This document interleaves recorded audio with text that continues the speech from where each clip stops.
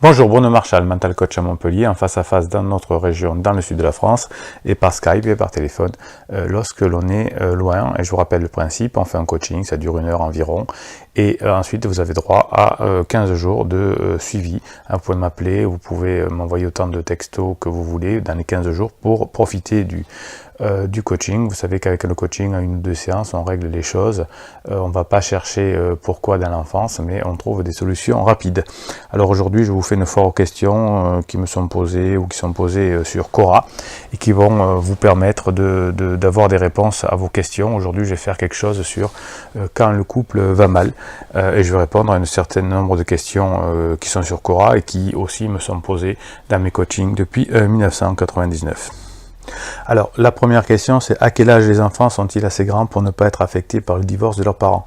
Alors, je ne vais pas vous donner des réponses comme il y a habituellement sur Quora, ou qui sont des réponses que l'on voit un peu partout, qui sont issues de livres et de formations. Moi, je vous donne juste l'expérience que j'ai depuis 1999, hein, c'est la mienne, le but de cette chaîne, c'est de vous partager mes expériences et qu'elles puissent vous éclairer.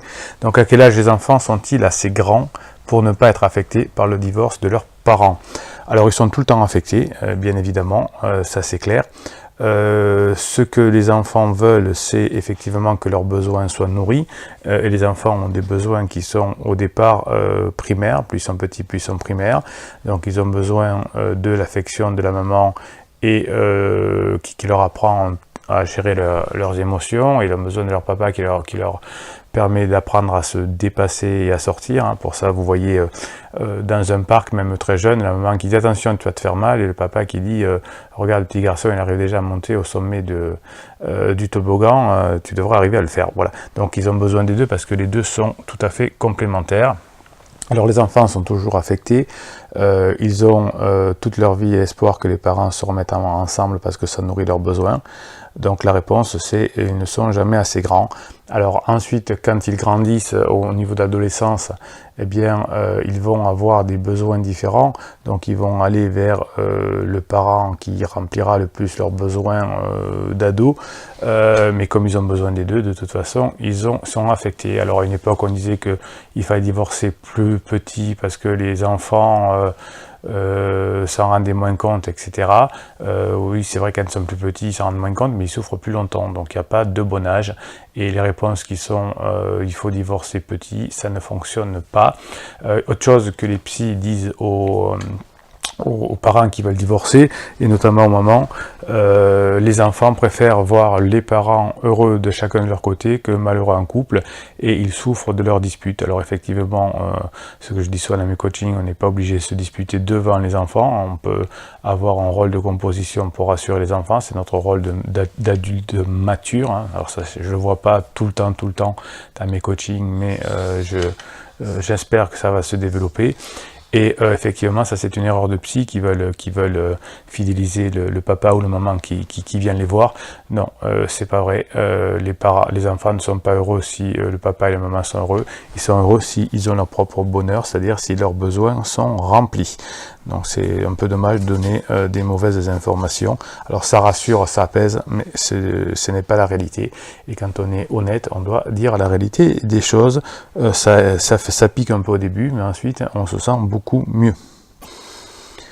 Deuxième question, pourquoi les parents qui divorcent se battent-ils pour savoir qui a la garde de l'enfant au lieu de partager la garde? Alors ça, c'est pas tout le temps. Je vois de plus en plus de coachs qui viennent chez moi et qui, pour des raisons pratiques, acceptent la garde alternée. Et je dois bien avouer que celui qui part est bien content parfois de ne pas avoir tout le temps les enfants, puisque celui qui part, généralement, a un projet d'aller avec quelqu'un d'autre ou de changer de vie, et donc il est très content de ne pas avoir un enfant tout le temps, hein. Souvent, alors quand c'est les femmes, disent moi j'ai envie de vivre maintenant à 40 ans ma vie de femme, donc ils sont très contentes de ne pas avoir la garde tout le temps. Alors quand la femme est lâchée, c'est-à-dire quand j'avais fait une vidéo il n'y a pas très longtemps là-dessus, c'est-à-dire il y a celui qui s'en va qui est l'aimé et celui qui reste qui est l'aimant, on va le dire comme ça. Donc l'aimant va penser toujours que celui qui est aimé est manipulé, etc., etc. Donc celui qui s'en va est manipulé. Donc qu'est-ce que ça veut dire? Ça veut dire simplement qu'il va vouloir penser que ses enfants seront mieux avec lui qu'avec d'autres. Donc il va plutôt lui vouloir ou elle vouloir la garde complète.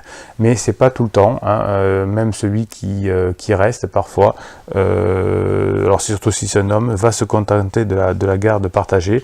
Donc si la femme s'en va, très souvent il y a une garde partagée. Si c'est l'homme qui s'en va, eh bien il y a souvent la femme qui va demander une garde totale. Donc ça dépend des individus. Voilà, c'était la réponse à deux questions Quora. Bien dès demain, vous aurez d'autres réponses qui peuvent vous aider à comprendre le monde des adultes, le comportement des humains, qui n'est pas toujours facile, mais je vous donne en tout cas mon point de vue, mon expérience depuis maintenant une vingtaine d'années dans mon cabinet. À très bientôt.